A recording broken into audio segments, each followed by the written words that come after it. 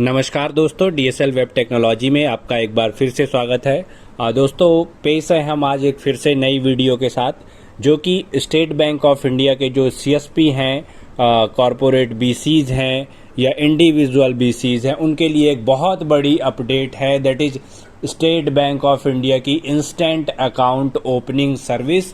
जो कि लाइव हो चुकी है। जी हाँ दोस्तों, जिसका आप सभी को बड़ी बेसब्री से इंतजार था, वो अपडेट अब लाइव हो चुकी है और इसकी जानकारी हमने अपने ही चैनल पर करीब 6 महीने पहले ही दे दी थी। और इसके बारे में किस तरीके से ये सर्विस होगी, क्या क्या सुविधाएं दी जाएंगी और कैसे इस पे वर्क करना है, हमने इंट्रोड्यूस कराया हुआ था। तो जिसका आप सभी को, हमें और सारे स्टेट बैंक ऑफ इंडिया के सीएसपीज को बड़ी बेसब्री से इंतजार था, वो सर्विस अब रोल आउट हो चुकी है। That is state bank of India की इंस्टेंट अकाउंट ओपनिंग सर्विस। तो दोस्तों, वीडियो स्टार्ट करने के पहले मैं आप लोगों से रिक्वेस्ट करना चाहता हूं कि अगर आप लोगों ने हमारा चैनल अभी तक नहीं सब्सक्राइब किया हुआ है तो कृपया चैनल को सब्सक्राइब कर लीजिए। साथ ही बेल आइकॉन को प्रेस करके इंस्टेंट नोटिफिकेशन ऑन कर लीजिए, जिससे कि आपको आने वाले वीडियोस के लेटेस्ट अपडेट्स मिलते रहें। तो चलिए दोस्तों, ज़्यादा टाइम वेस्ट ना करते हुए बढ़ते हैं वीडियो की ओर और देखते हैं कि क्या है इस सर्विस में। तो ये दोस्तों, आप जैसे ही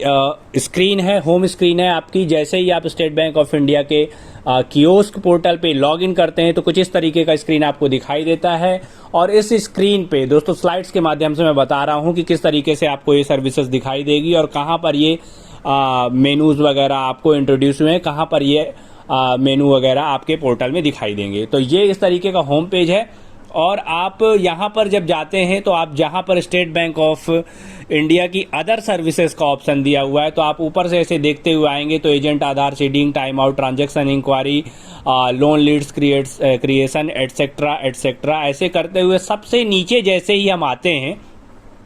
तो ये एक्चुअल में जो ऑप्शन इंट्रोड्यूस हुआ है, दैट इज आप पढ़ सकते हैं इसको, that is instant account generation, instant account generation for e-KYC. तो जी हाँ दोस्तों, जो अभी तक आप खाते खोल रहे थे ई-केवाईसी के माध्यम से या बिना ई-केवाईसी के, तो उसमें आपको क्या करना पड़ता था कि पहले ई-केवाईसी आप जनरेट करते थे या नहीं भी आप जनरेट करते थे तो आपको पूरी डिटेल कस्टमर की फिल करनी होती थी एंड देन आफ्टर आपको फॉर्म का प्रिंट आउट लेना होता था। फॉर्म का प्रिंट आउट लेने के बाद आप उसको ब्रांच में सबमिट करते थे।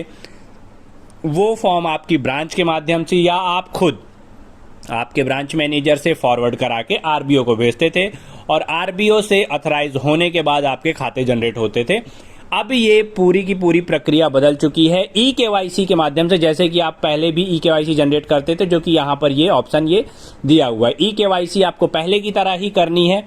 और ई-केवाईसी जब आप कस्टमर की कंप्लीट कर लेंगे तो आपको अब इंस्टेंट अकाउंट तुरंत ही उसका अकाउंट नंबर और सीआईएफ नंबर कस्टमर का जनरेट होकर स्क्रीन पे दिखाई देगा। ठीक है, तो ये होगा किस तरीके से, चलिए हम बताते हैं आपको नेक्स्ट स्क्रीन पे, जो नेक्स्ट स्लाइड के माध्यम से, कि जैसे ही आप इस पे क्लिक करते हैं इंस्टेंट अकाउंट जनरेशन पे, जो कि सबसे नीचे ये ऑप्शन दिया हुआ है, इस पे क्लिक करते साथ आपको नई स्क्रीन जो खुलेगी वो कुछ इस तरह की आपको दिखाई देगी। ठीक है दोस्तों, इस तरीके का एक इंटरफेस आपको दिखाई देगा, जो कि आप साफ सुथरा लिखा हुआ देख सकते हैं, इंस्टेंट अकाउंट कस्टमर एनरोलमेंट। ठीक है, सेम आपको उसी तरीके से जो ई-केवाईसी आप जनरेट करेंगे उस पे एक अकाउंट ओपनिंग का रेफरेंस नंबर, जो कि एसबीआई से स्टार्ट होता है, वो आपको लिखा हुआ आ जाता है आपकी ई-केवाईसी के सर्टिफिकेट में। उसको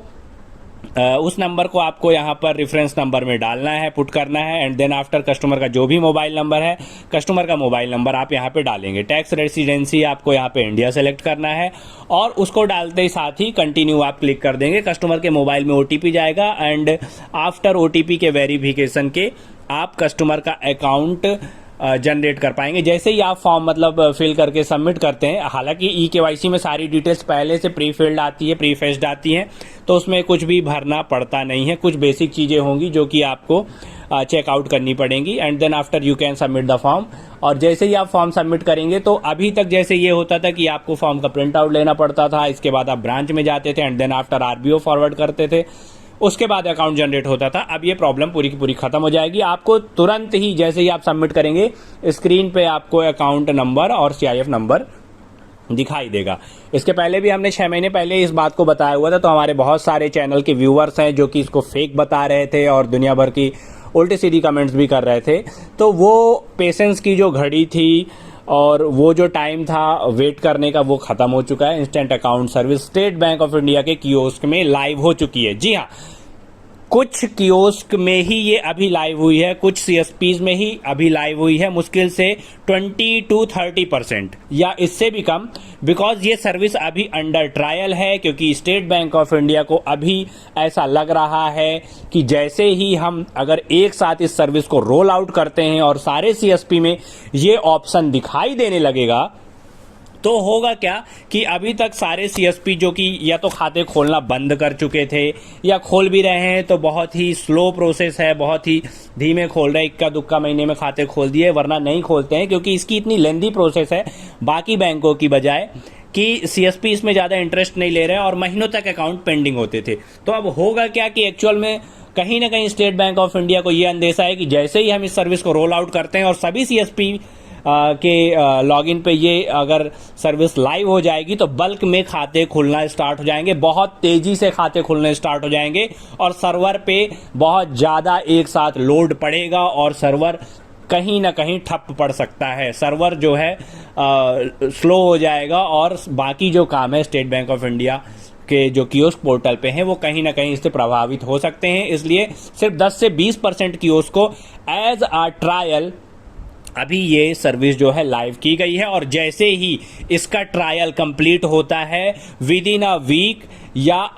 हफ्ते 10 दिन के अंदर ये सर्विस सभी सीएसपीज के लॉगिन पे दिखाई देगी। सभी सर्विसेज के कियोस्क पोर्टल के लॉगिन के अंदर ये सारे ऑप्शन आपको दिखाई देने लगेंगे। आगे बढ़ते हैं, देखते हैं कि और क्या option state bank of India ने इंट्रोड्यूस किए हैं। ये तो था इंस्टेंट अकाउंट कस्टमर एनरोलमेंट का इंटरफेस, जहां पर आपको रेफरेंस नंबर, मोबाइल नंबर डाल के कस्टमर की डिटेल फिल करने के बाद आपको फॉर्म सबमिट करना है। इसके बाद जैसे ही आप आगे बढ़ते हैं तो आप इस पे जैसे ही आप फॉर्म सबमिट करेंगे तो यहाँ पर आप देख पाएंगे कस्टमर क्रिएशन का जो ऑप्शन है, इसमें सेकेंड लास्ट ऑप्शन आया है